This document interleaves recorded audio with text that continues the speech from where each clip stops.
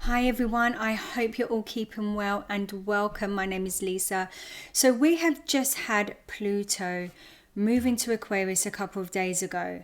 So some of you may have felt, a little bit of an energy shift, maybe not.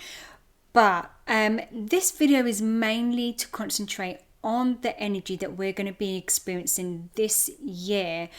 Because it's a 20-year cycle, Pluto in Aquarius, and we don't want to sort of go into think about the whole 20 years. We want to concentrate on now. How can we harness the energy to start this cycle as smoothly as possible now?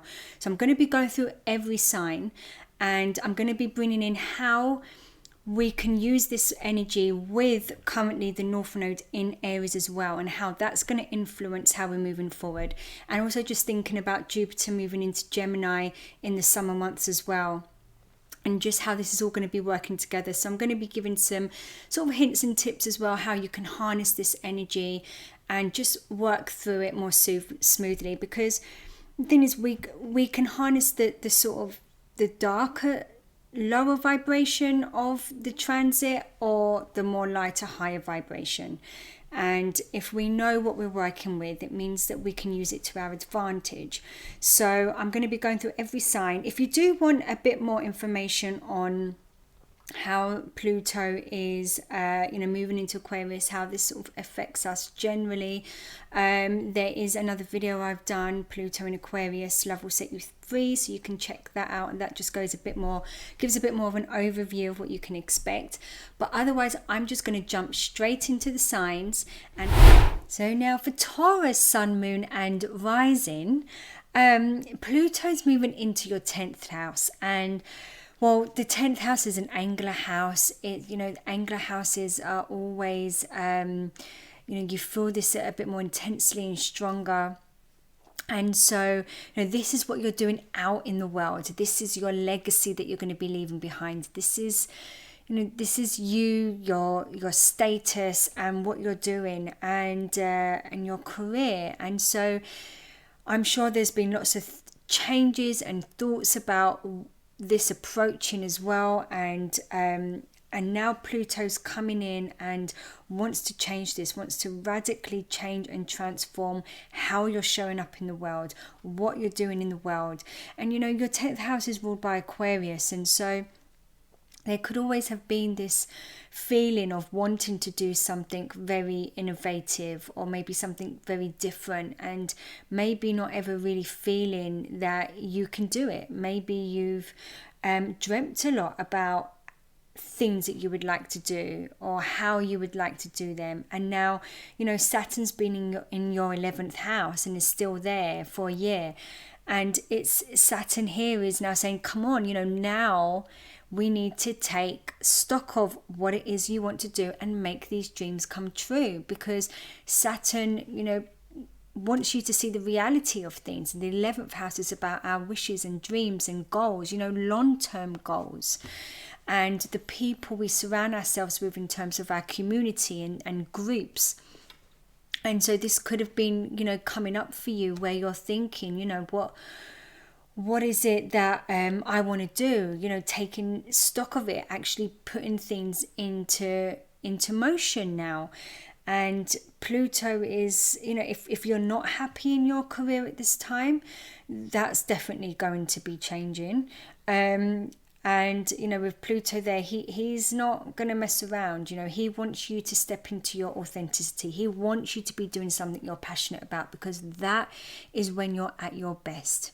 Okay, so when you can connect with what brings you joy, which gets you motivated and out of bed, that is what is going to impact the world. That's what's going to change really how you feel about what you do, and be the best at what you do, in a way that you feel successful, because you're enjoying it, because you feel aligned for it. And so Pluto, he rules your 7th house, and the 7th house is other people. And so there could be some really big changes in partnerships, and very powerful partnerships coming your way as well. And partnering up with people. You could even be partnering up with could be a spouse, a partner, you know, and making some big changes out in the world that way. But the North Node is in your 12th house. And, you know, the 12th house is ruled by Mars for you, Taurus. And, you know, Mars is the warrior. It fights. You know, it's not going to, you know, the 12th house as well being kind of like the underdog and people that are more vulnerable. And so there could really be this, you know, want to fight for a good cause, and now the North Node is here and really realizing as well, making you realize that, you know, you're the one who's worth fighting for. You're the one who's worth putting your dreams into practice and really going for what you want and believing in yourself. And here it's showing you maybe where you've been your own worst enemy, you know, and bringing in some maybe influential people that could be helping you at this time as well. People that are going to help you feel inspired to fight or help fight with you as well. These could be people that, you know, just out of their kindness of the heart come along and help you. Or maybe you're calling on your spirit guides, you know, your ancestral team, if that's what you know, believe, or whatever it may be, your angels. But there's some kind of like help here, help in this house, help you to really connect with that part of yourself that needs that drive to move you forward now. And so you have Jupiter also going into your second house. That will be in the summertime, and it will stay there for a year till summer 2025. And so Jupiter rules your 8th house.